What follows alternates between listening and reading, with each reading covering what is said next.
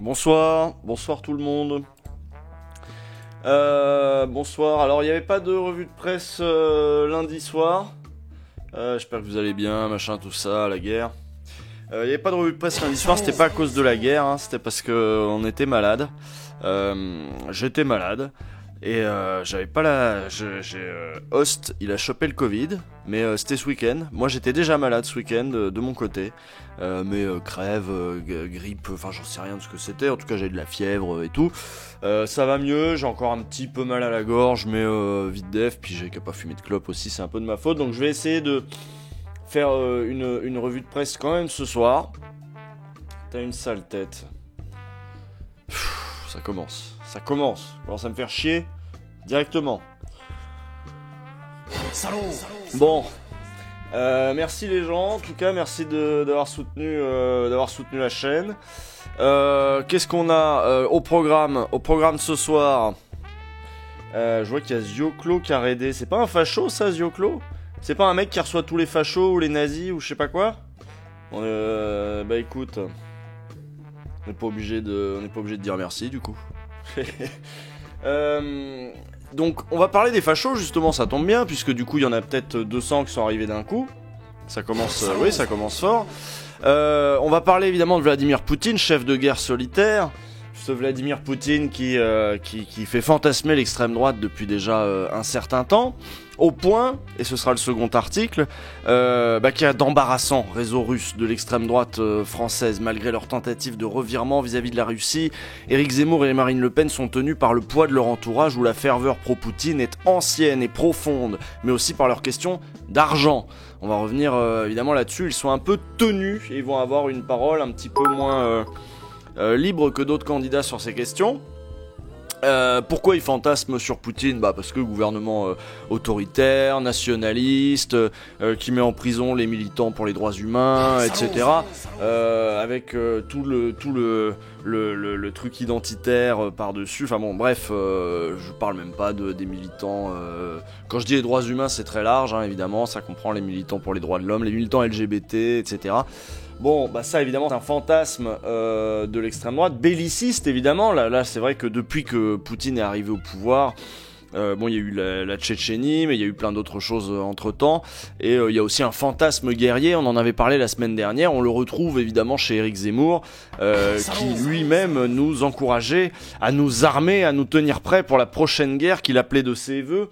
Hein, parce que évidemment tout ce qu'il nous faut c'est une bonne guerre en général à l'extrême droite parce que ça fortifie les hommes. Hein, donc qu'est-ce qu'on a d'autre? Donc ça c'est on va commencer par l'extrême droite, mais on va continuer avec l'extrême droite puisque c'est ce truc là des réfugiés qui vont arriver, les réfugiés ukrainiens. C'était une bonne opportunité de voir l'indignation les doubles standards en matière d'accueil des réfugiés dans ce pays. Pour justifier leur soudain élan d'humanité, certains éditorialistes et responsables politiques n'ont rien trouvé de mieux que de distinguer les bons et les mauvais réfugiés. Ils convoquent leur ressemblance avec les Ukrainiens. Qu'est-ce que ça veut dire ressemblance? Alors ils se perdent, ils disent on a les mêmes voitures. Ouais, les mêmes voitures, ouais. Mais n'expriment rien d'autre que leur racisme, nous dit Hélène Salvi dans cet article pour Mediapart qui est sorti hier. C'est un parti pris d'Hélène Salvi, mais en général j'aime bien les partis pris d'Hélène Salvi. Donc là c'est l'article sur les réseaux de l'extrême droite française, c'est de Lucie Delaporte et Jacques Massé. Lucie Delaporte qui travaille sur l'extrême droite pour Mediapart. Et le premier, c'était un article du Monde, celui sur Poutine, de Benoît Vitkine, correspondant pour Le Monde à Moscou, que veut le maître du Kremlin depuis l'offensive lancée contre l'Ukraine le 24 février. Même ceux qui croyaient le connaître s'interrogent sur les motivations de l'homme qui dirige la Russie depuis 22 ans. Donc où en est Vladimir Poutine? Là c'est un petit peu sur sa situation interne, à l'intérieur même du pouvoir russe, enfin au sommet du pouvoir russe même. Et enfin, dernier article, je vous en proposais deux du Monde diplomatique tous les deux. Bon, il se trouve que le nouveau Monde diplomatique qui sortira en avril sera sans doute plus intéressant que celui-ci qui est sorti en mars. Mais malgré tout, vous savez, en mars il sort fin février en fait. Et il est sorti avant les premières frappes de jeudi dernier sur tout le territoire ukrainien. Donc il y avait un article qui me paraissait intéressant malgré tout pour le contexte, c'était quand les médias se moquent du monde, l'actualité internationale oubliée des journaux télévisés, ce qui fait que quand elle ressort, paf, elle nous pop à la gueule. Et un autre sur RT, vous avez vu que RT France s'est fait interdire en France, ça y est, tout a sauté. Les mecs qui avaient cachetonné auprès d'RT reviennent un peu la queue entre les jambes, suppriment éditorialiste politique pour RT France de leur bio comme Alexis Poulain. Voilà, donc ça se fait un petit peu plus discret. Mais pourquoi RT posait problème? Eh ben, il suffit de regarder en quoi RT est vraiment la voix de Moscou. Et pour ça, faut le documenter. C'est ce que fait cet article de Maxime Audinet. Voilà. Et Maxime Audinet et au petit-déj et quand vous voulez, vous voyez. Ah putain, ça commence pas bien. Ça commence pas bien. Merci les gens. Alors évidemment dans le chat, vu qu'on est, on voit pas les articles. Ah mais oui, vous voyez pas les articles. Bah c'est terrible ça. Surtout qu'on va commencer. Voilà. Suis-je bête? Donc voilà, ça c'est l'article du Diplo. Un autre article du Diplo sur la place des médias, la place de l'actualité internationale dans les médias. J'ai pensé à cet article parce que c'était Léa Chamboncel qui l'avait cité dans Backseat là, et je me suis dit tiens, je l'ai pas vu cet article, donc hop, je suis allé chercher. Merci pour le soutien, incroyable. Et j'ai vu qu'il y avait vraiment des fachos perdus dans le chat, hein. Ça va bien se passer.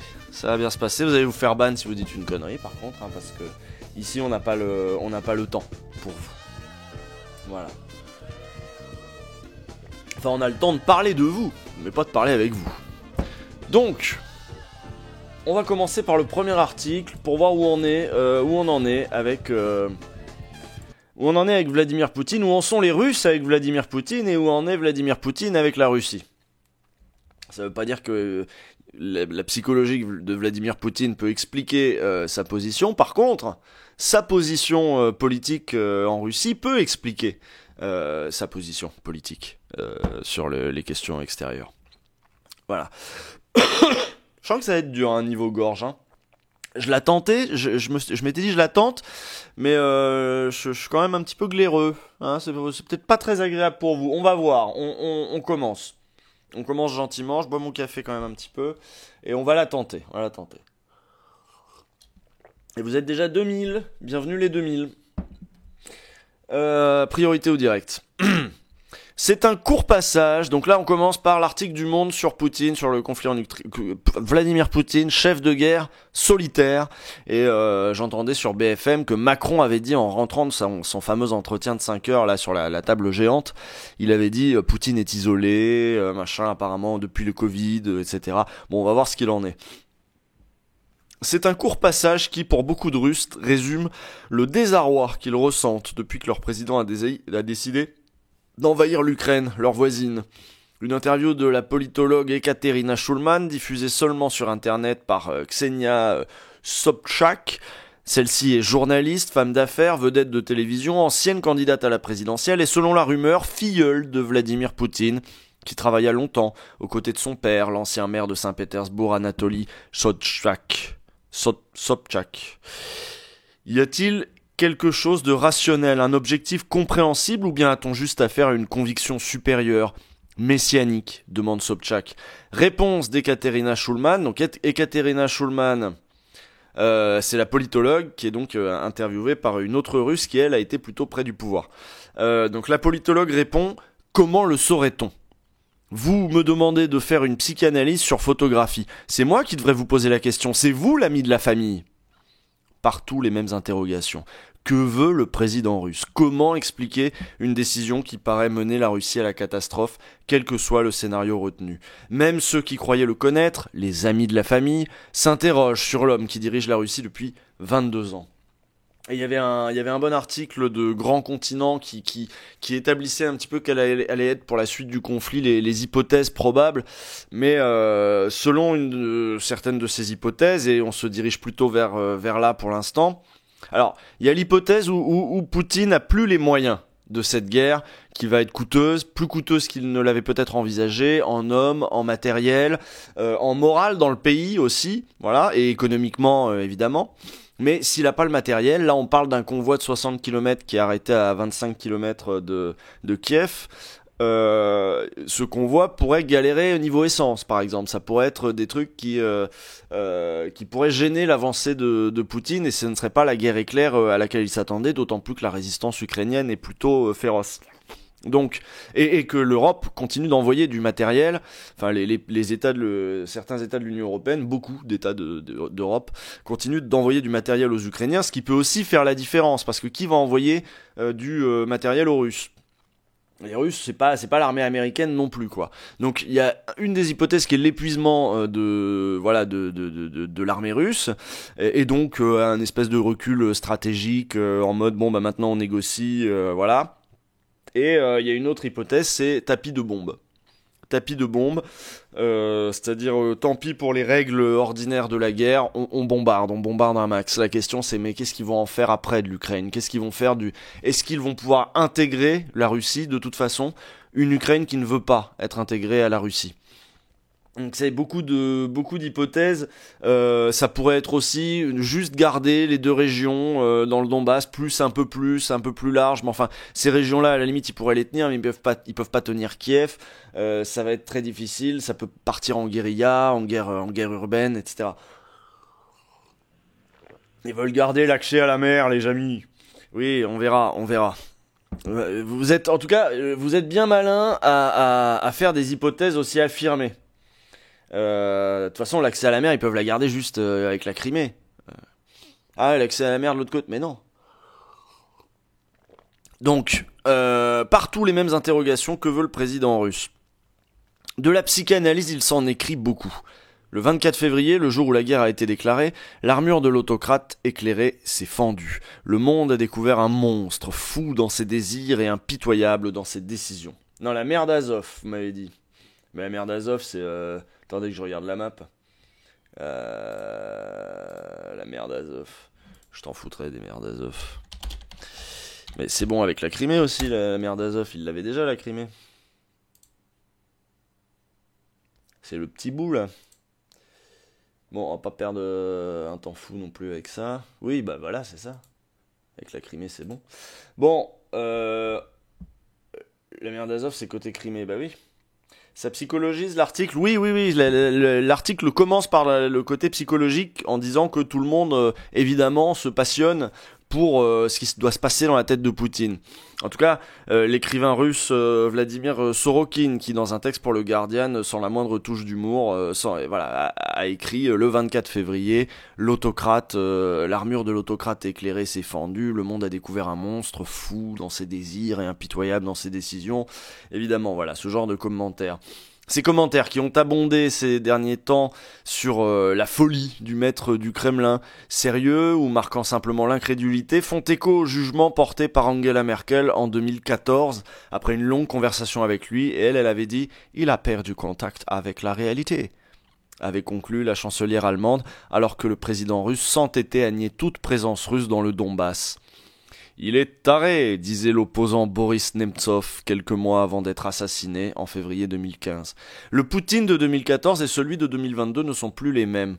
Les téléspectateurs russes l'ont constaté en voyant leur président multiplier en quelques semaines les longues interventions souvent matinées de considérations historiques. Les sujets développés ne sont pas nouveaux, mais le ton s'est durci.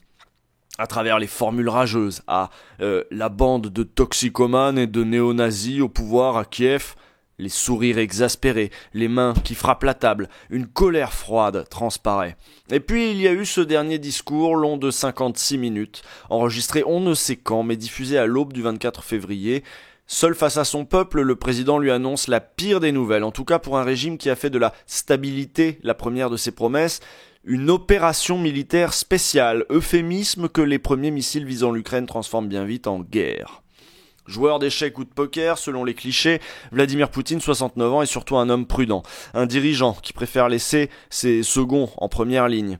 Durant l'épidémie de Covid-19, on lui annonce des jours non travaillés À lui l'annonce des jours non travaillés, aux gouverneurs et aux ministres la mise en œuvre des mesures restrictives.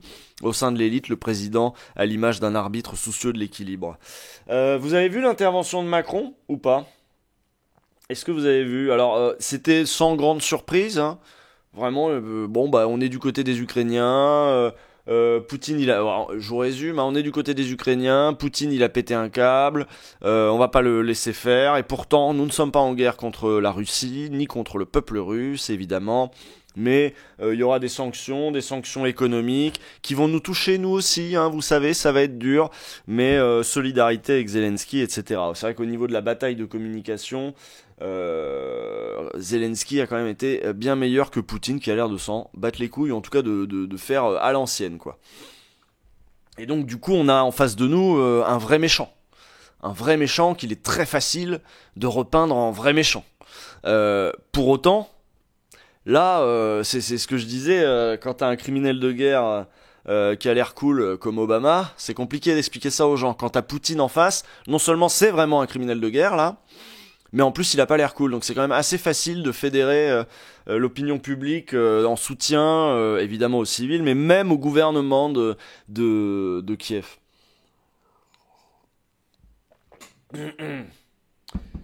Alors évidemment, en France, il y en a toujours qui continuent à relayer les éléments de langage du Kremlin, comme quoi Poutine est agressé, etc., etc. Mais je pense que ça va quand même se tasser, parce que le fait aussi d'avoir débranché RT, on va y revenir après, mais le fait d'avoir débranché RT, c'est pas mal. Je pense que sur CNews, il y a encore des relais, vraiment, de la propagande de Poutine. J'ai vu qu'il y a une correspondante. Tous les correspondants russes pro-Poutine, ils sont dans le Donbass, hein. Et donc elle était dans le Donbass aussi, à relayer encore une fois les éléments de... Donc voilà, sur CNews, vous allez en trouver encore. Et c'est quand même plus difficile de les... Voilà, c'est ça, Anne-Laure Bonnel, c'est ça. C'est quand même plus difficile de les retrouver aujourd'hui sur vos écrans. Sur vos écrans ou sur Twitch, hein, parce qu'on parlait d'Alexis Poulain. Alexis Poulain, il a une chaîne Twitch où il y a des gens qui vont le matin, etc.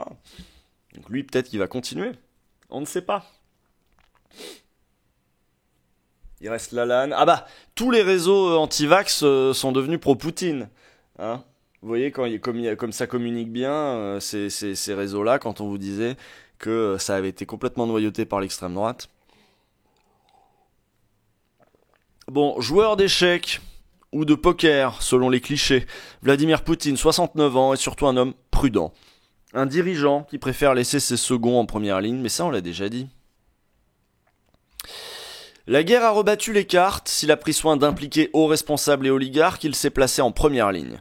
Si on ne l'a pas encore vu en uniforme passer ses ordres au commandant sur le terrain, selon ces mises en scène qu'affectionne le Kremlin, il est apparu le 27 février pour donner celui de mettre en alerte renforcée les forces nucléaires. Bien des éléments du Poutine de 2022 étaient en germe depuis longtemps. L'univers mental du président russe est celui de la violence.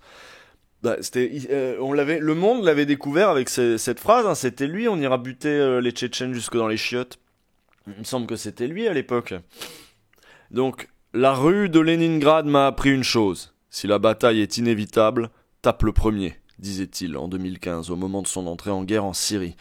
La guerre, justement, est indissociable de son règne, débuté avec celle féroce en Tchétchénie et des attentats non élucidés en Russie.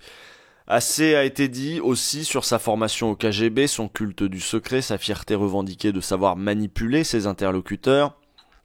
La violence politique, celle qui s'exerce contre les opposants, a accompagné ses toutes premières années, quand le dirigeant russe parlait encore, en y croyant peut-être, démocratie ou entrée dans l'OTAN. Ce substrat coïncide parfaitement avec ce qui s'est progressivement imposé, aux côtés de l'obsession du régime pour sa propre survie, comme une quasi-idéologie, le culte de la grandeur de l'État. Pour cette doctrine, la seule à même de réunifier passé impérial et soviétique, la question des citoyens, et même celle des peuples, est secondaire. Elle voisine avec un autre culte, celui de la guerre, en particulier la Seconde Guerre mondiale. Ces dernières années, plusieurs changements se sont toutefois opérés. D'abord, l'euphorie née de l'annexion de la Crimée en 2014 a fini de se dissiper. Ensuite, Vladimir Poutine a annoncé qu'il allait se plonger dans les archives et écrire des articles historiques. Dans ce travail qu'il a réellement mené, deux thèmes se détachent. La lutte contre le révisionnisme historique des Occidentaux, principalement sur la Seconde Guerre mondiale, et l'Ukraine. Cette obsession fait qu'ils se sentent investis d'une mission historique. On est bien au-delà d'une simple politique, assure un diplomate occidental. L'échéance de 2024 est importante. Avant un éventuel départ, il doit parachever son héritage. Des considérations comme le coût pour son peuple ou son pays sont totalement absentes. Autre donnée, l'isolement. Dans son texte, Vladimir Sorokin le décrit comme une sorte de malédiction du pouvoir russe autocratique. La structure du pouvoir n'a pas changé depuis 5 siècles, écrit l'auteur. La pyramide du pouvoir contamine le dirigeant, lui instille le poison du pouvoir absolu. De façon plus prosaïque, la politologue Tatiana Stanovaya, bonne connaisseuse du fonctionnement de l'élite, décrit un Vladimir Poutine qui a limité ses contacts aux hommes en épaulettes, issus de l'armée ou des services de sécurité. Ce sont les mêmes qui sont chargés de l'informer, ils ont trop peur pour le manipuler, mais confortent ses idées, lui disent ce qu'il a envie d'entendre. Chaque note est rédigée pour plaire au chef. Monsieur Poutine a déjà dit qu'il n'utilisait pas Internet. Publiquement, ces hommes jouent la surenchère pour montrer leur loyauté sur tous les thèmes, depuis la dénonciation de l'Occident décadent jusqu'à l'empoisonnement d'Alexeï Navalny en août 2020. Au sein du FSB, donc les services secrets, ce n'est pas Alexandre Bortnikov, le chef, qui aurait l'oreille de Vladimir Poutine, mais un groupe d'officiers de rang inférieur. Les civils, eux, cherchent à se montrer aussi durs que ceux des structures de force. Des gens qui avaient auparavant accès au Kremlin, notamment dans la frange libérale, ont été marginalisés dès 2015. Note Madame Stanovaya. C'est une bulle informationnelle impénétrable, confirme Ekaterina Schulman, selon laquelle la plupart des hauts responsables n'étaient pas dans la confidence des projets guerriers du Vojt, le chef. Voilà. Les bandeurs Poutine qui ouin, je suis mort. Dans le chat, il y a des bandeurs de Poutine dans le chat. Ça va dégager ici, hein.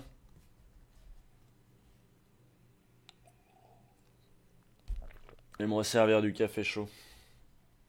Non, ça va, ça banne. Merci les modos. Merci Rio, Vince.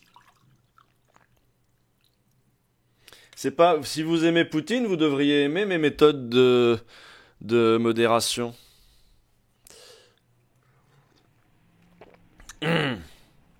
Dès 2015 aussi, ça c'est trop marrant, c'est ceux qui sont allés dire oui, alors comme ça se prétend la liberté, ça interdit RT News. Bah oui, justement, oui. Dès 2015 aussi, le journaliste Mikhail Zygar relatait dans son livre Les hommes du Kremlin la crainte de Vladimir Poutine des maladies contagieuses. Mais le Covid-19 a été un autre tournant. Ces rencontres avec la population étaient le plus souvent mises en scène, avec au besoin l'utilisation d'acteurs. Elles ont disparu. Il n'est plus question de Politbouro 2.0, selon l'expression populaire dans les années 2010 du politologue Evgeny Minchenko. Les plus proches ont été relégués au bout de tables interminables, devenues ces derniers mois l'image de la solitude du pouvoir. Les nouveaux kremlinologues en sont réduits à lire les expressions sur les visages des invités pour discerner d'infimes désaccords, ainsi de la gouverneure de la Banque centrale Elvira Nabiullina, dont les habits noirs, le visage fermé et les bras croisés traduisaient la gêne le 27 février.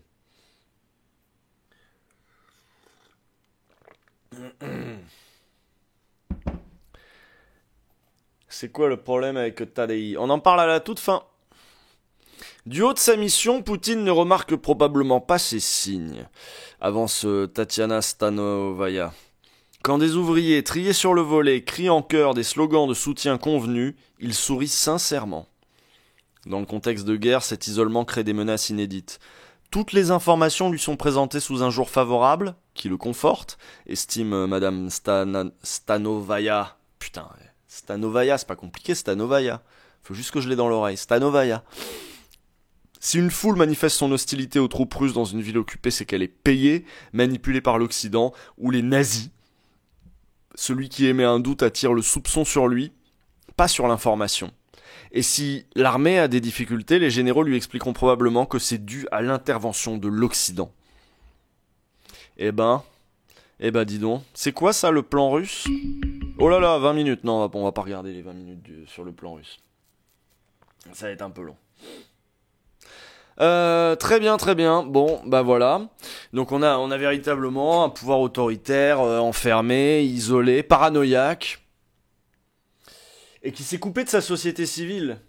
Ça c'est important aussi, dont il avait peut-être encore quelques échos jusqu'à 2015, nous dit donc l'article. Mais vous voyez, c'est pas seulement de la psychologie, c'est aussi comment le pouvoir s'est transformé aussi au fil des années, quoi. Mm. Ouais, non, c'est flippant, hein, ce genre de truc. Alors, c'est flippant, sauf pour l'extrême droite, qui elle trouve ça formidable.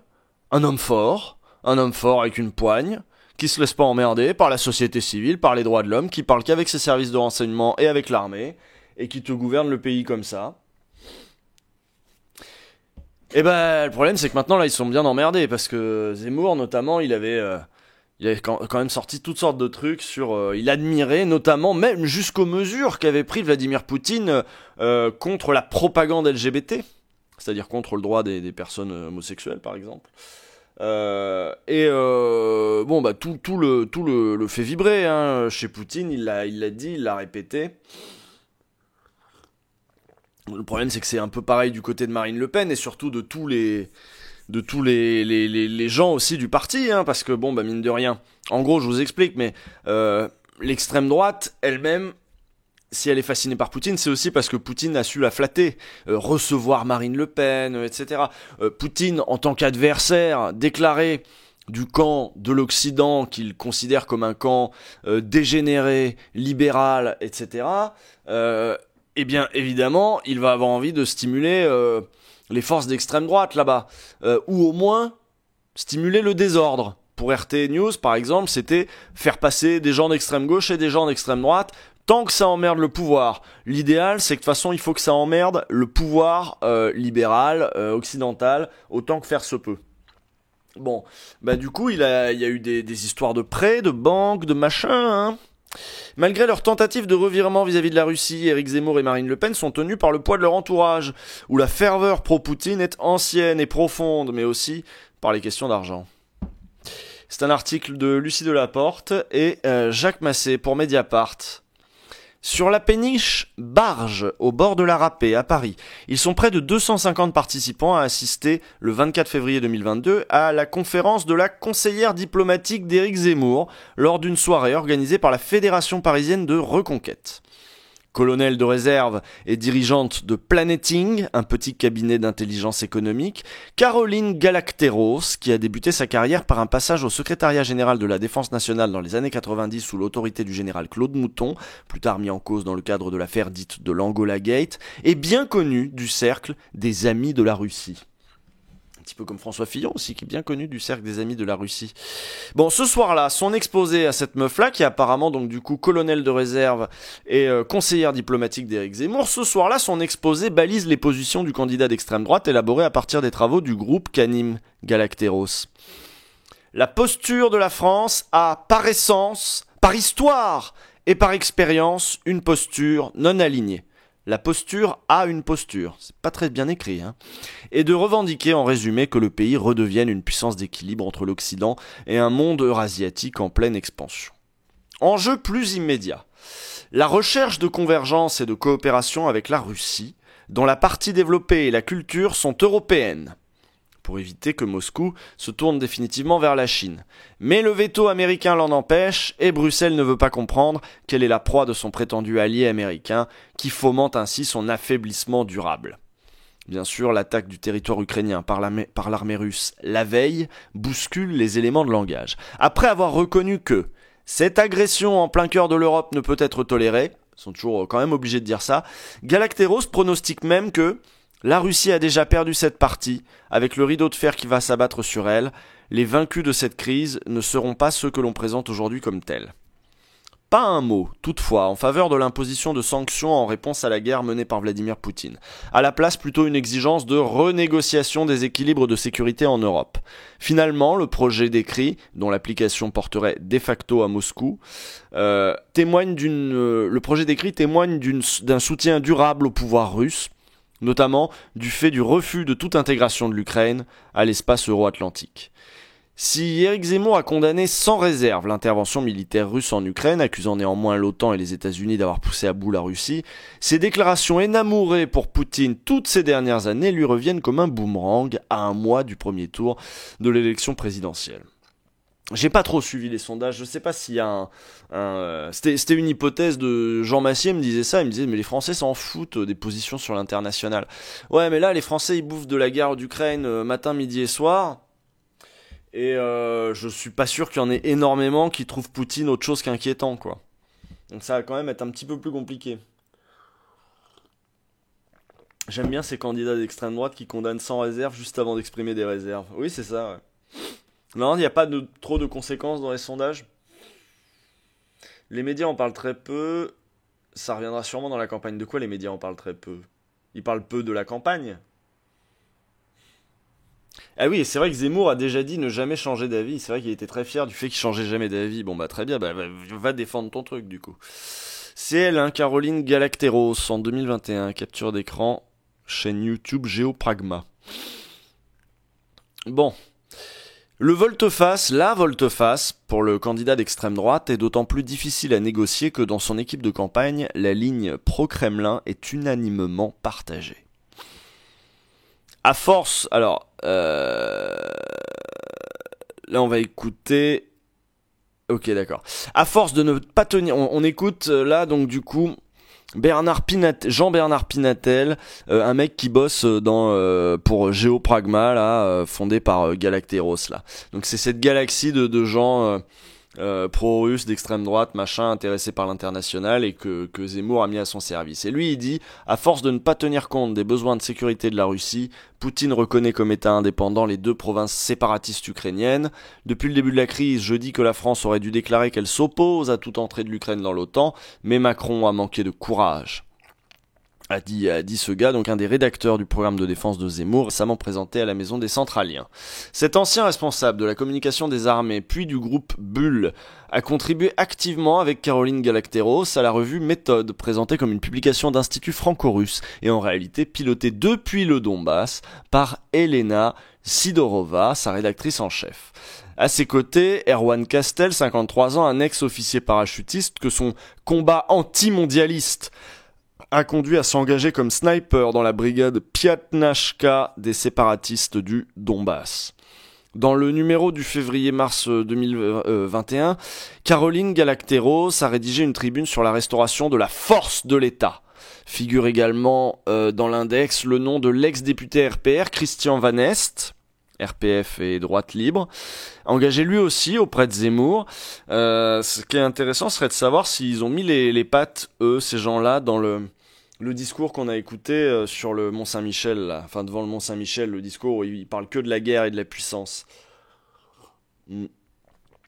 D'autres contributeurs comme Henri Roure, Louis Roche, Marc Alamand, certains comptant parmi les soutiens de Reconquête, animent un improbable cercle de réflexion interarmée.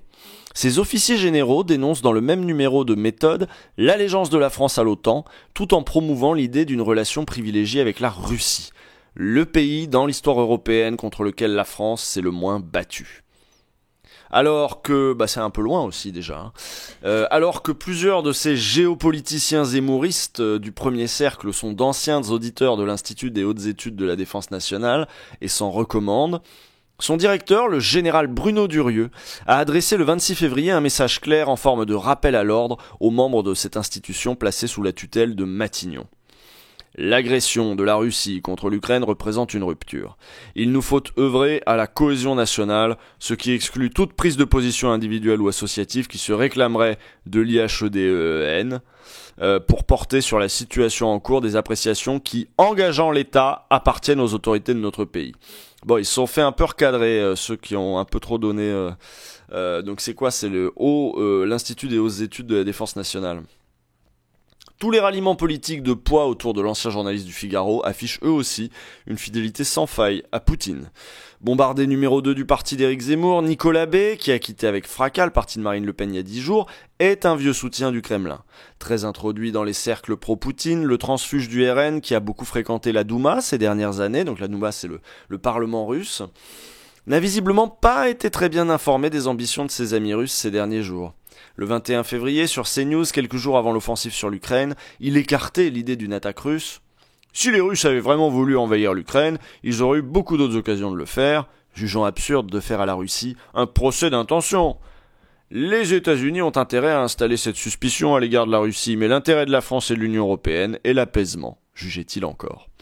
Ça veut pas dire qu'en négatif, la Douma, pas la Ouma, ça veut pas dire qu'en négatif, les discours bellicistes sont merveilleux aussi. Je veux dire, appeler pour la paix, ça veut, tu peux avoir 10 façons différentes d'appeler pour la paix. Appeler pour la guerre aussi, tu me diras. Mais moi, c'est vrai que j'ai un peu de mal, je sais pas vous, mais avec les Jadot champions de la guerre, là, les Jadot, les Glucksmann, Hidalgo, Taubira, je sais plus trop ce qu'elle a dit, mais ceux qui veulent qu'on aille à la guerre totale, là, un max, ça me fait un peu froid dans le dos. Ah oui, il y a le retour de De Villiers. BHL, oui, évidemment. Bah, j'ai l'impression qu'ils sont un peu sur une ligne BHL, quoi. C'est ou Glucksmann, tu sais, qui soutenait la guerre d'Irak, machin. Bon, tu te dis, c'est quoi cette ligne, en fait?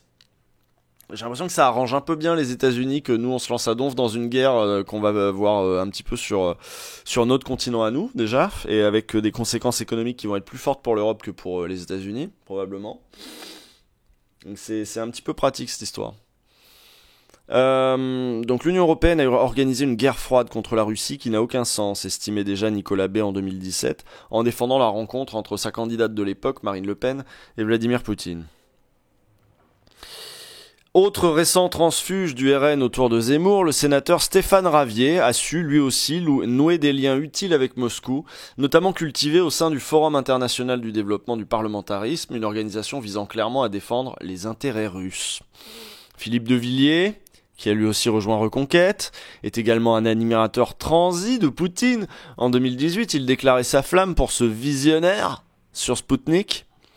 À côté de cette société européenne décadente et en perdition, on a un pays qui s'appelle la Russie, qui tient debout avec un vrai chef qui prend des décisions, qui est populaire dans le cœur des Russes et qui est un visionnaire, qui a une vision du monde. Et ça, je peux en porter témoignage parce que j'en ai parlé longtemps avec lui. Très bien, très bien. Le fondateur du Puy du Fou poursuit. Il m'a dit exactement ce que m'avait dit Solzhenitsyn. Vous êtes en train de vous perdre, cette Europe qui n'a ni forme, ni sens, ni racine. Où va-t-elle ? Solzhenitsyn, donc lui, il avait été fasciné par Solzhenitsyn à l'époque. C'était ce dissident russe soviétique, de droite, anticommuniste évidemment. Et lui, il en parlait beaucoup. Il faisait le tour des plateaux pour raconter à quel point il était pote avec Solzhenitsyn déjà à l'époque. Mais bon, à l'époque, ça a quand même un autre sens. Le sens de l'alliance avec le Kremlin est clair à ses yeux. Si on ne fait pas l'Europe de l'Atlantique à l'Oral, on diminue nos forces par 2 par rapport à un problème majeur, qui est celui de l'islamisation de l'Europe. Un axe identitaire et chrétien dans le rapprochement avec la Russie, partagé par le catholique traditionnaliste Jean-Frédéric Poisson de Via, qui, donc lui, on est sur ceux de, c'est les potes de Christine Boutin, tout ça, qui lui aussi a rejoint Zemmour. Dans l'équipe rapprochée de Zemmour, on peut aussi relever Pierre-Alexandre Ferletic, coordinateur des cercles de réflexion et employé de Russia Today, la chaîne de propagande russe. Toutefois, l'activisme de Zemmour et de son équipe de campagne en direction du régime russe semble n'avoir pas encore eu d'effet évident sur les résidents français sur place. Pour l'instant, Reconquête n'a pas connu de ralliement d'importance et autres structures de soutien aux candidats ne semblent vraiment et aucune structure de soutien aux candidats ne semble vraiment active à Moscou. Oui, on pourrait s'imaginer que chez les Russes, chez les Français vivant en Russie, il y ait du coup un fan club de Zemmour. Apparemment, ça se structure pas. Ainsi, dans le mercato politique auquel se livrent les partisans de Marine Le Pen et d'Éric Zemmour, le président du Conseil consulaire des Français de l'étranger en Russie, Olivier Burlotte, élu en mai dernier au titre de la liste « Ici Moscou Français Souverain », réunissant des militants du RN, de Via et d'Avenir Français, 25% des suffrages, est resté proche de Marine Le Pen, dont il relaie régulièrement les prises de position. L'influence de l'ancien polémiste commence toutefois à s'exercer au sein de cette communauté sur la fraction la plus droitière des Républicains qui a renoncé à soutenir Valérie Pécresse au premier tour de l'élection présidentielle. Parce que c'est vrai qu'il n'y a pas qu'à l'extrême droite. S'il y a de la fascination pour Poutine à l'extrême droite, vous doutez bien qu'il y en a aussi dans la droite qui vote Ciotti.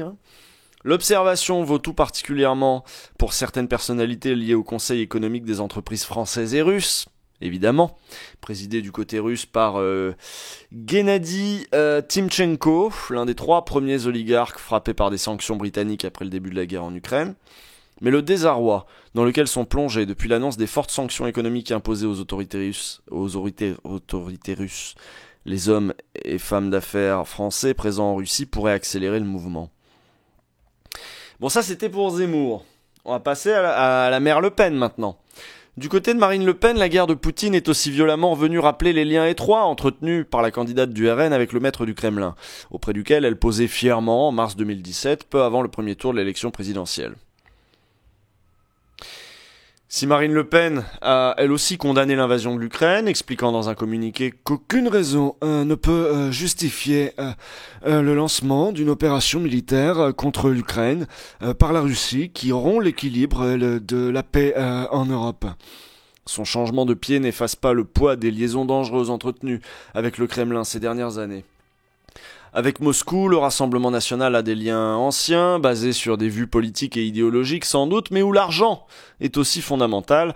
Le parti, aujourd'hui financièrement asphyxié par une dette colossale, n'a toujours pas remboursé la totalité du prêt russe de 9 millions d'euros contracté auprès de la First Czech Russia Bank en 2014. Un prêt sur lequel plane l'ombre du Kremlin depuis l'origine, comme l'avait révélé Mediapart. C'est-à-dire que peut-être le Kremlin a aidé... la Russie a aidé la Le Pen à avoir son prêt.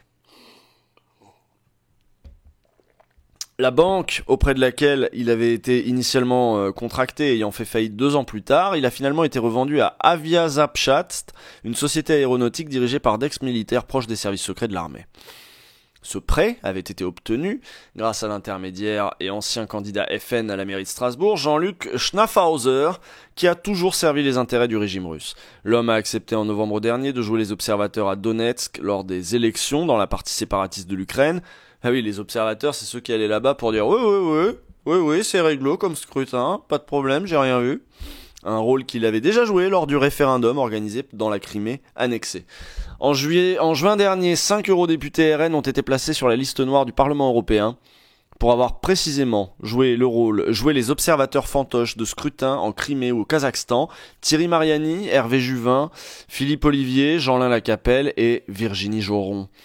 Des piliers de la campagne de la candidate. Thierry Mariani, présenté comme possible ministre des Affaires étrangères en cas de victoire de sa candidate, entretient au sein du régime russe des relations privilégiées avec le premier cercle de Poutine, dont l'influent ministre des Affaires étrangères, Sergueï Lavrov.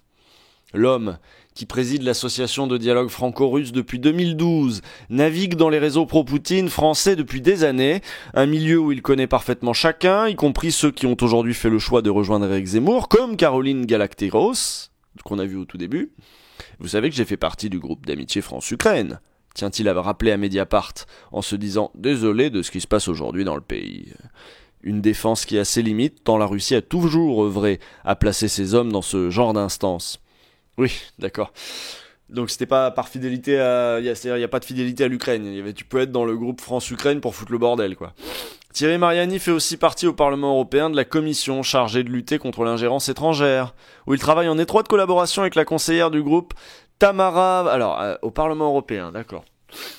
Il travaille en étroite collaboration avec la conseillère du groupe Tamara Volokova, ancienne mannequin proche du Kremlin, comme l'avait révélé l'Obs. Donc lui, pareil, il va se caser au Parlement européen dans la commission chargée de lutter contre l'ingérence étrangère. Alors qu'il est lui-même un peu une ingérence étrangère, c'est fou! C'est fou le génie. Le foutage de gueule. Co-rédacteur du projet européen de Marine Le Pen, Hervé Juvin affiche lui aussi des positions pro-Poutine depuis des années. Il les détaille en toute liberté sur son blog où il ne cesse de fustiger l'Occident décadent et soumis à l'Amérique. Une Amérique dont il se demandait récemment si elle n'avait pas créé le virus du Covid. Et si c'était les expériences américaines visant à développer des armes biologiques de destruction massive, loin des regards et hors de tout contrôle des autorités scientifiques qui étaient responsables de la pandémie qui paralyse nos économies, renversent toutes les prétentions libérales et révèlent la face d'ombre des démocraties saisies de la peur de mourir? Missionné pour répondre au journal du dimanche sur les positions de sa candidate sur l'OTAN, il a dû in extremis se rétracter en expliquant qu'il s'agissait d'un document de travail, tant son texte faisait unilatéralement le procès de l'Occident, comme l'a rapporté Le Monde. C'était quand ce texte ? Guerre en Ukraine, l'OTAN épine dans le pied de Le Pen et Zemmour. Oui, oui, oui. Oh bah ça devait être récent du coup. Marine Le Pen s'est publiquement démarquée de ce texte, bien peu en phase avec son changement de cap commandé par l'émotion suscitée par l'invasion de l'Ukraine. Dans ce dernier mois de campagne, les deux candidats d'extrême droite devront sans doute se préserver aussi de leur entourage. Ouais, pas évident tout ça. Pas évident. Quelle bande de bras cassés et de vendus. C'est terrible, hein. Vendus à l'étranger. Ils sont beaux, nos patriotes. Enfin bon, ça c'est déjà vu, hein. On peut aimer son pays et préférer un régime un peu plus autoritaire comme ce qu'il y a chez les voisins. Tu regardais les années 30, ils étaient tous en train de bander sur l'Italie. Et après c'était l'Allemagne, évidemment. Il nous faudrait un chef comme Franco, il nous faudrait un chef comme Mussolini, etc. Le chat a préféré l'imitation de De Villiers à Le Pen. Ah bah dis donc. Mais le prêt de Marine Le Pen est pas censé être remboursé avec le remboursement des frais de campagne. Bah faut croire que non. Parce que c'est pas seulement la campagne en fait. Le RN a un problème de finances globales pour payer ses permanents, etc. Machin, tout ça. Un article sur Jean-Pierre Pernaut? Non, non, non. Et RT c'est la fin, ouais, RT sera la fin. Apparemment, ça vous intéresse plus que je pensais, RT, parce que moi j'ai déjà lu plein de trucs sur RT, je sais à quoi m'en tenir. Et bon, je peux vous teaser vite fait, ne serait-ce que ce que je pense de Tadi, de l'émission de Tadi. Donc Tadi a Bagdash hein, aussi, hein, il a reculé, il a dit j'arrête ma collaboration avec RT. Juste avant, ça passionne les gens RT, putain c'est fou. Et en fait, Tadi s'est toujours défendu en disant moi j'ai une liberté de ton totale, machin, j'invite qui je veux. Et ça en fait j'y crois assez. Je pense qu'en effet il invitait qui il voulait, il n'y a pas de problème, il faisait sans doute les émissions qu'il voulait. La question c'est que en fait la sympathie que pouvait attirer son émission faisait que, vous avez remarqué, en plein milieu des émissions de Tadi, il y a toujours une bande-annonce pour une des autres émissions de RT, et que en gros, ça rejaillissait sur toute la chaîne. Et les journaux de RT, y a même pas ils font même pas semblant, quoi, d'être pro-russe. Mais jamais. Et donc, du coup, c'était une porte d'entrée.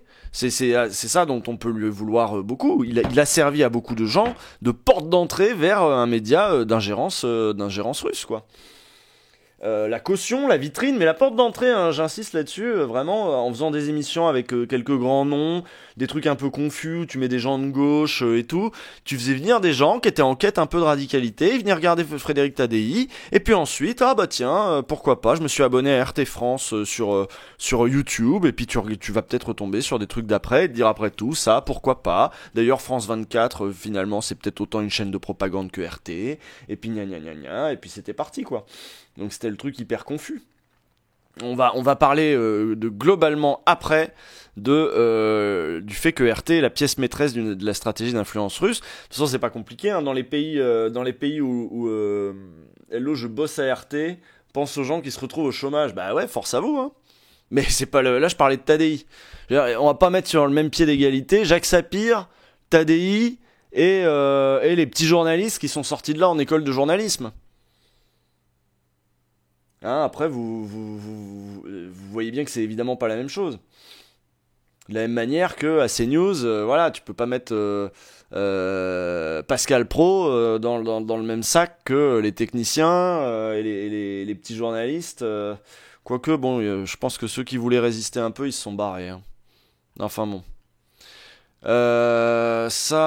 Réfugiés ukrainiens, l'indignité derrière la solitude. Je vais faire une pause clope, moi, avant de passer à la suite, parce que j'ai mal à la gorge, donc je veux faire une pause clope. Ce qui est assez logique. Qu'est-ce qu'on se regarde en attendant ? Qu'est-ce qu'on se regarde en attendant ? Ah, puis, je sais pas, je vais peut-être refaire du café. Il y a plein de trucs, là. Ukraine, gna gna gna gna. Tiens, il y a Mélenchon qui a parlé sur BFM. Tiens, bah... Non, attends, c'est qui ça ? Non, ça c'est la Chine, on s'en fout. J'allais dire, il y a un nouveau truc de Pascal Boniface. Mais je vais vous mettre Macron, tiens, pendant ce temps-là. Je vais vous mettre Macron. Pour ceux qui l'ont pas vu, 14 minutes de Macron, ça vous dit pas ? Non, c'est méga chiant, je peux mettre ça, putain. C'est horrible. Qu'est-ce qu'il me propose? Il me sort que de la merde. Putain, les clochards célestes, quoi. Avec Simon Collin. J'ai mes trucs nuls, là, que... Non, YouTube, je veux pas en regarder plus. C'est bon, j'ai vu. Ce que j'ai vu, je ne peux pas le dévoir. C'est bon. Salaud, c'est vous les salauds. Qu'est-ce qu'il y a, le média, là? Qu'est-ce qu'ils ont fait? Je sais pas. Ah tiens, je vais mettre la chronique de Virginie sur Blast, sur les séries. Alors, normalement, elle parle des séries. C'est ça, hein? Ouais, l'Uchronie, machin, donc là... nanana. Voilà, on va mettre ça, c'est très bien.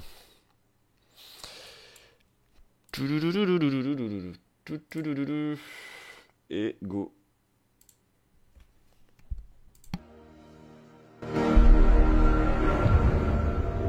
Voilà, le maître du haut château. Et si les nazis avaient gagné la guerre, c'est une petite chronique de 8 minutes pour Blast.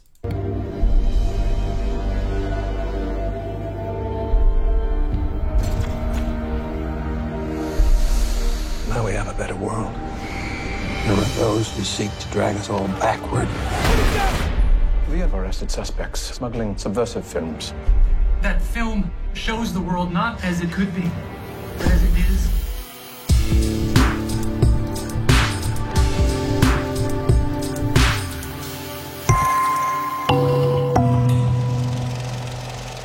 The Man in the High Castle est une série tirée du roman de Philip K. Dick, dont un autre livre a été à l'origine du fameux Blade Runner. Cet opus à voir sur Prime Video est sombre, un peu poussif parfois, mais il m'offre le prétexte, comme d'habitude, d'aller décrypter des moments politiques. Dans Le Maître du Haut Château, il est question d'Uchronie, et l'idée est vraiment stimulante. Et si l'histoire s'était écrite autrement?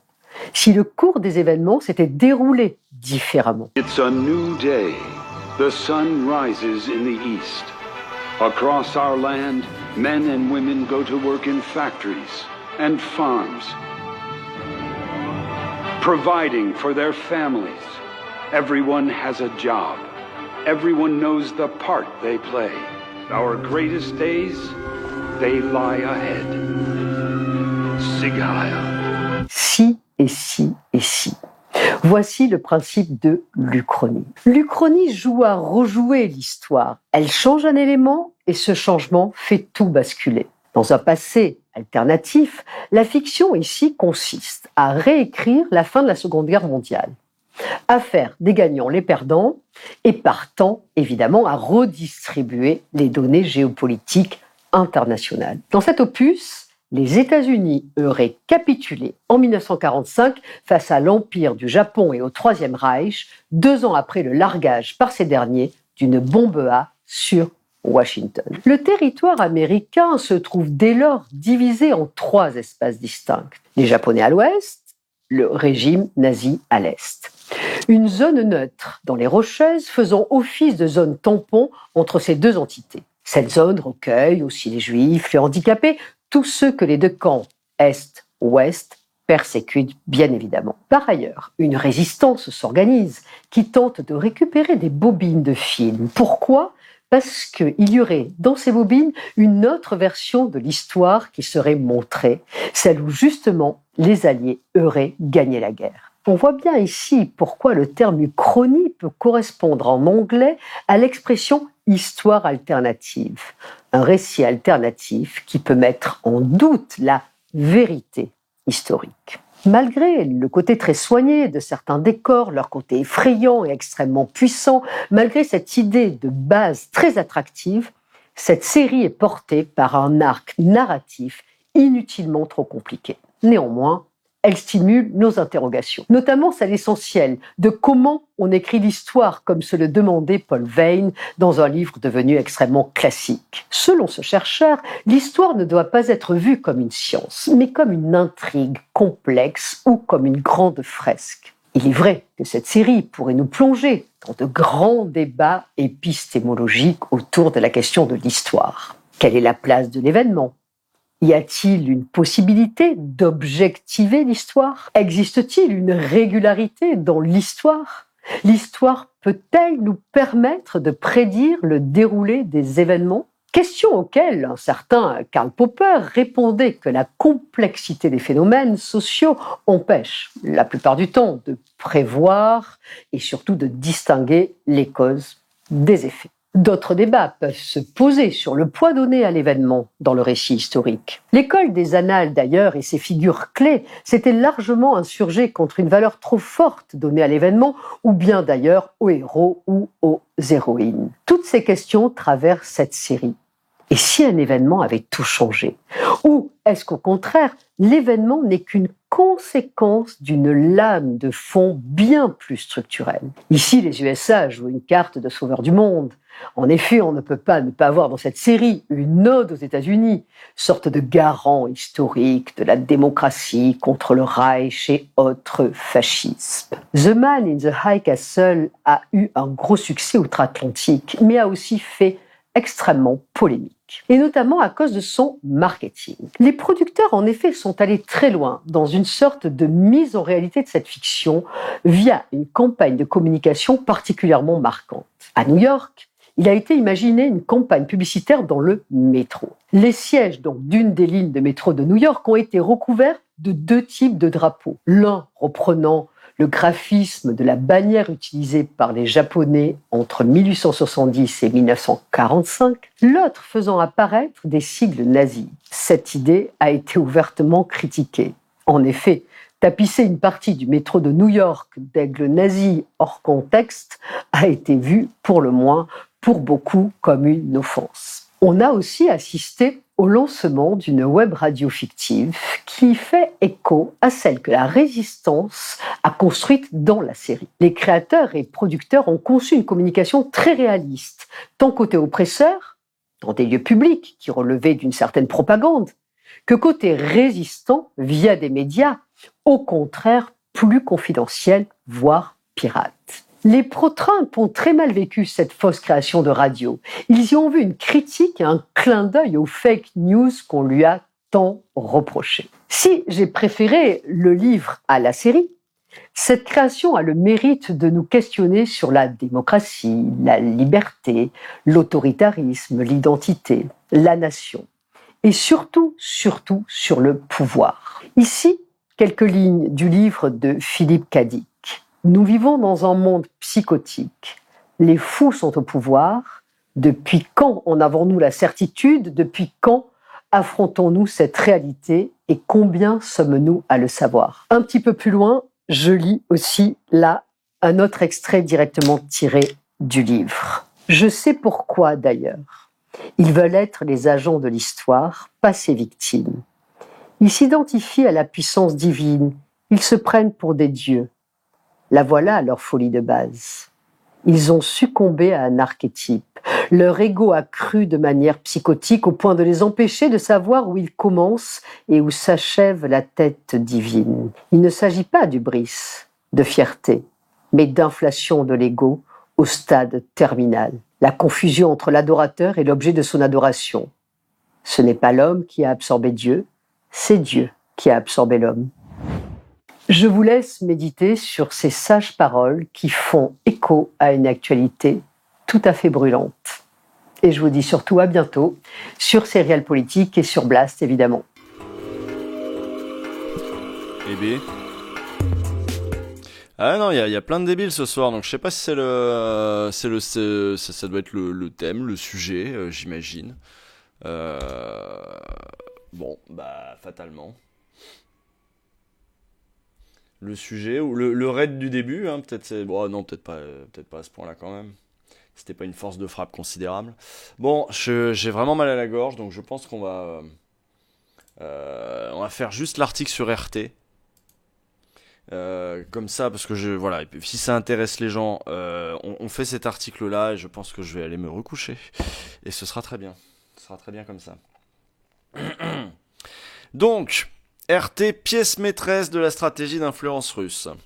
Accusé d'être un instrument dans les mains du Kremlin, RT a repris les codes et les défauts des chaînes d'information en continu, nombreuses à se faire concurrence dans une arène désormais mondiale. La forte progression de son audience aux États-Unis ou en Europe tient à une ligne éditoriale ouvertement critique à l'égard des politiques occidentales qu'elle décline en fonction des régions.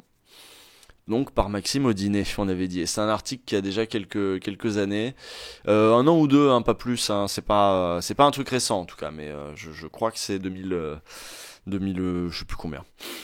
C'est un clip réalisé pour les 10 ans de RT, anciennement Russia Today, fleuron de l'audiovisuel public extérieur russe, en décembre 2015.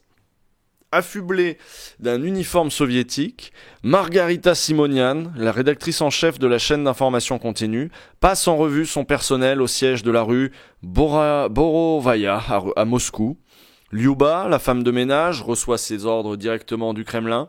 Dans un studio tapissé d'un fond vert, une journaliste embarquée lit un prompteur en arabe alors que des figurants déguisés en combattants syriens tirent à blanc. Les présentateurs étrangers croupissent dans une geôle humide, tandis que le Britannique Kevin Owen, employé par la chaîne, est menotté à son plateau.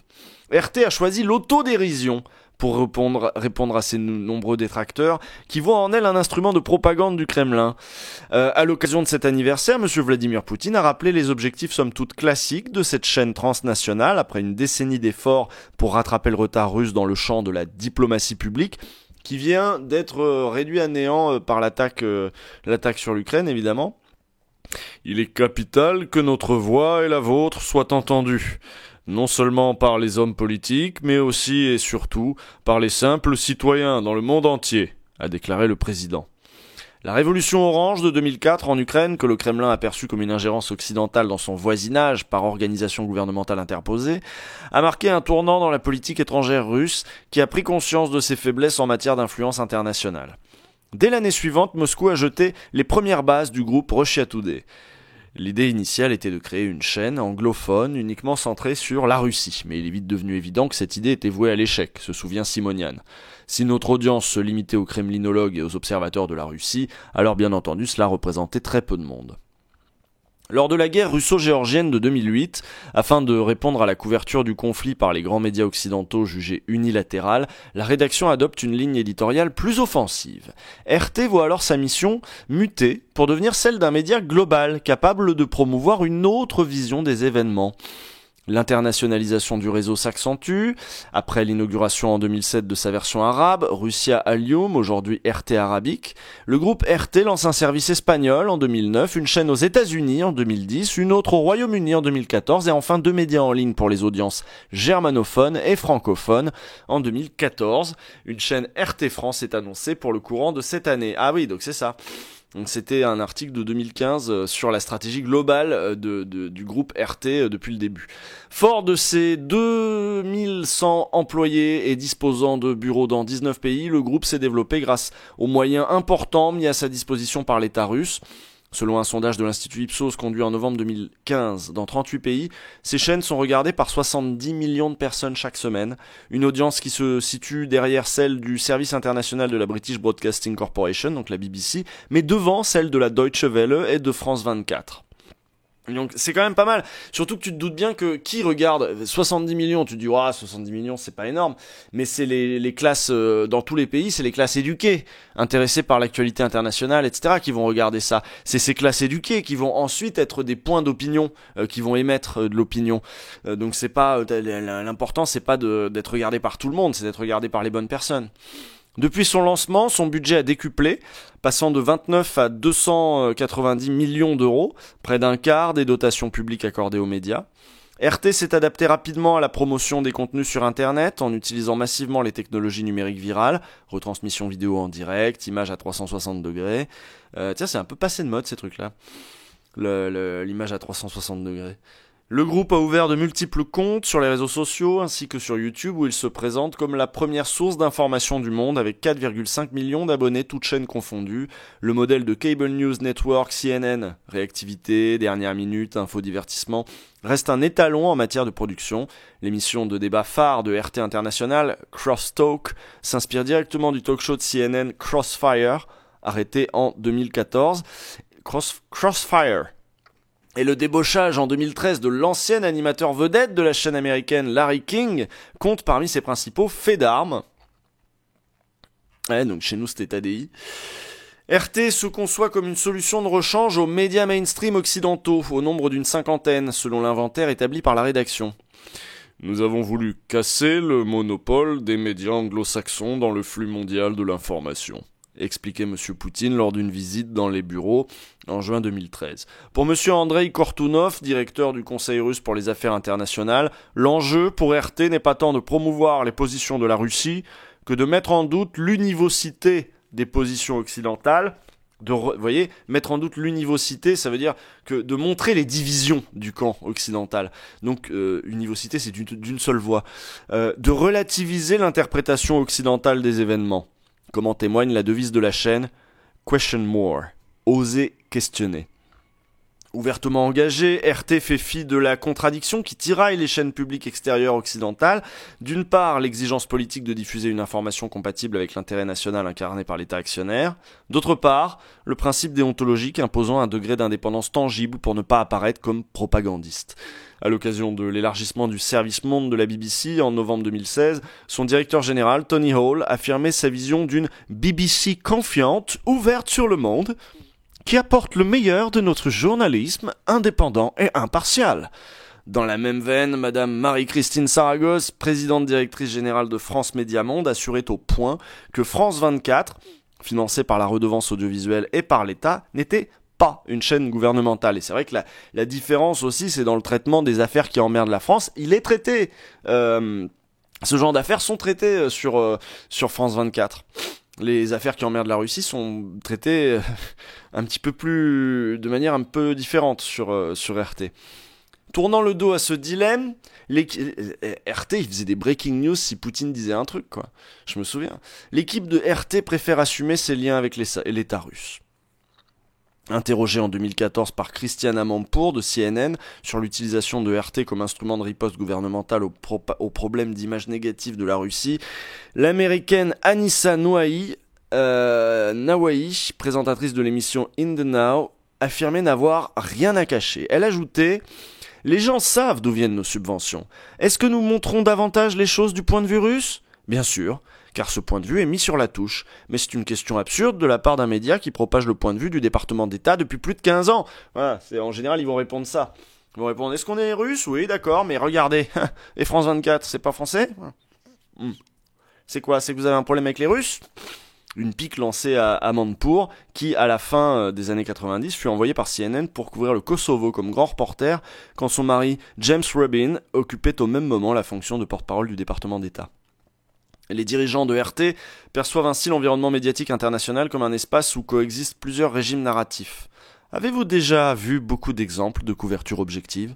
Il n'y a pas d'objectivité. Il y a autant d'approximations de la vérité qu'il y a de voix possibles, lançait Simonian au Spiegel Online le 13 août 2013, préférant l'affirmation d'un pluralisme aux proclamations d'impartialité. RT accorde une place privilégiée à des événements dont les médias occidentaux traitent peu.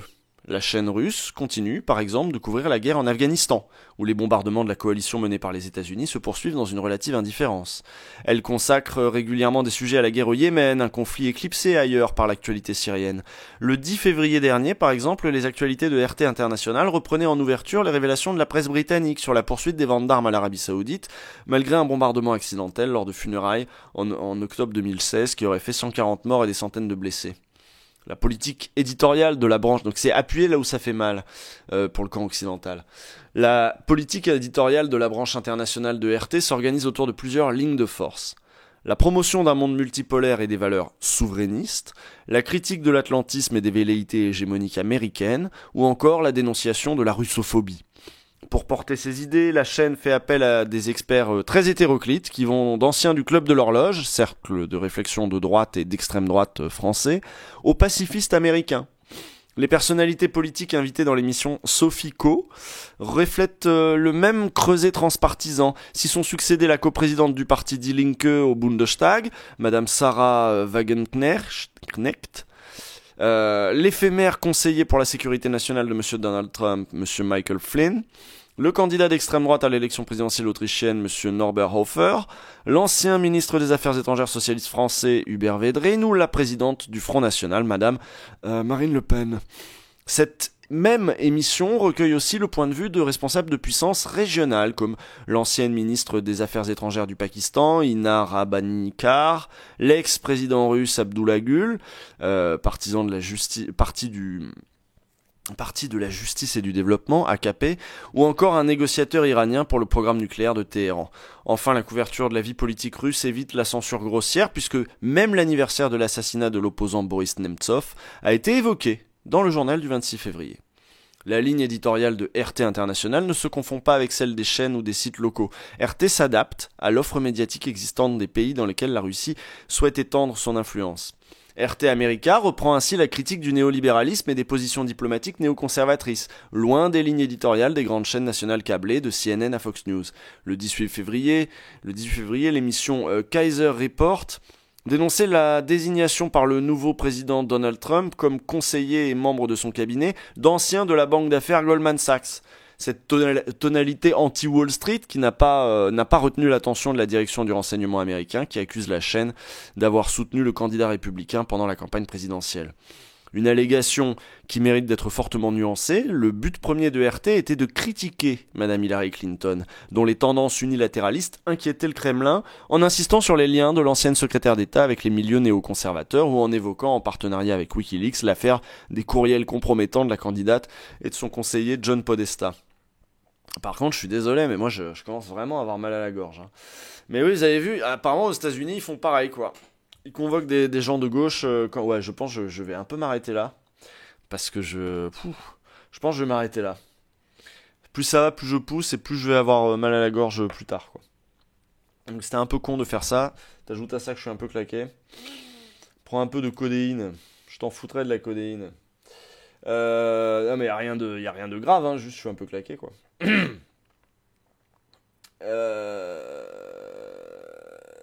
T'es pas covidé? Non, moi je suis pas covidé, j'ai juste eu une crève. Mais j'avoue que là, on a décalé un peu les jours pour ouvrir les guillemets.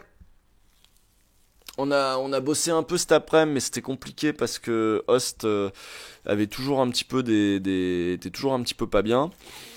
Puis moi, bon, je suis pas non plus en méga grande forme. Donc demain, on va voir si on peut écrire vraiment le script en entier et le tourner. On est quel jour là? On est mercredi? On est mercredi là? Oui, c'est ça. Donc on va voir si on peut le tourner vendredi. Mais à distance, ce sera en mode confinote. Si on arrive à le faire, sinon on va dire que bon bah écoutez, on était claqués. Et... Bon, on a un autre sujet, il sera toujours valable la semaine d'après. On fait pas nécessairement, en plus on fait pas sur la guerre. Histoire de pas s'ajouter au brouhaha ambiant et de traiter plutôt d'un truc à côté. Mais voilà, hein, bon. Encore un coup des espions chinois. Ou alors j'ai été empoisonné par les Russes. C'est possible aussi, on sait jamais. Qui n'ont pas aimé ce que j'ai dit, qui ont pourri mon chat et puis pas que apparemment. Quoi? Plus j'ai un coup de chaud. Ah oui, je voulais remettre la musique, c'est ça que je voulais faire. Je voulais remettre la musique pour l'outro. Je suis désolé pour la suite de l'article, mais enfin, vous voyez un petit peu la suite de l'article. Ils essaient de faire ça subtilement, mais enfin, ils le font quand même. Et même si en fait cette ligne elle vous plaît, c'est-à-dire j'imagine que par exemple il y a des gilets jaunes qui ont trouvé que RT c'était bien, ça tapait bien sur Macron. Il y a évidemment des gens d'extrême droite qui vont trouver ça super aussi, qui est régulièrement aussi des gens d'extrême droite invités pour taper sur Macron avec beaucoup de soin. Mais bon, au moins maintenant, de toute façon c'est clair, hein, c'est réglé. Mais ça reste une chaîne qui n'est pas fiable, si vous voulez, sur tout un tas de sujets, et particulièrement en cette période. C'est pas exactement la bonne période, mais bon, de toute façon c'est plié cette histoire. Qu'est-ce qu'on peut raider là? Je regarde. Qu'est-ce qu'on peut raider? Qu'est-ce qu'on a là?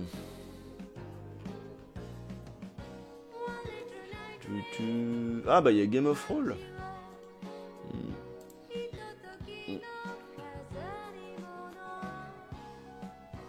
Ouais, mais bon, il y a déjà plein de monde sur Game of Thrones, c'est moins bien que d'envoyer ça sur des chaînes un peu plus petites. Ah, il y a jour de play. Bah, c'est fini, c'est pas fini? Non, c'est pas fini. Bah, je vais vous envoyer sur jour de play. Très bien, c'est Arte, c'est le truc jeu vidéo et tout. Très bien. Est-ce que tu te dirais patriote, je vois dans le chat? Bah, moi, en tout cas, je suis pas vendu aux Russes. Moi, je suis français, moi, monsieur. Donc, tac. Les patriotes en carton, là. Arte, voilà.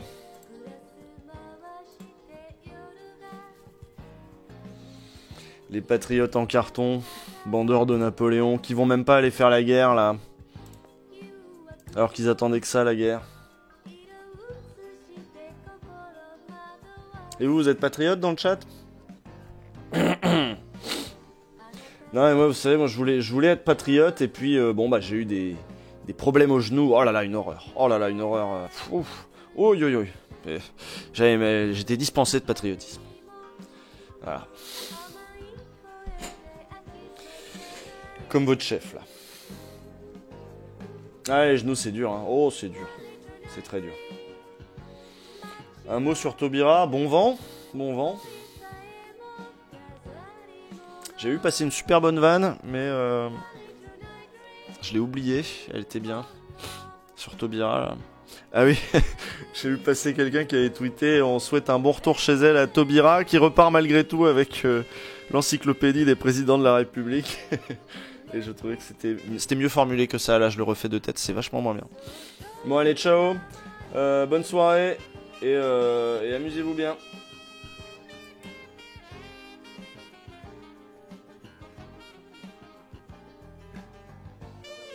Et je coupe le stream.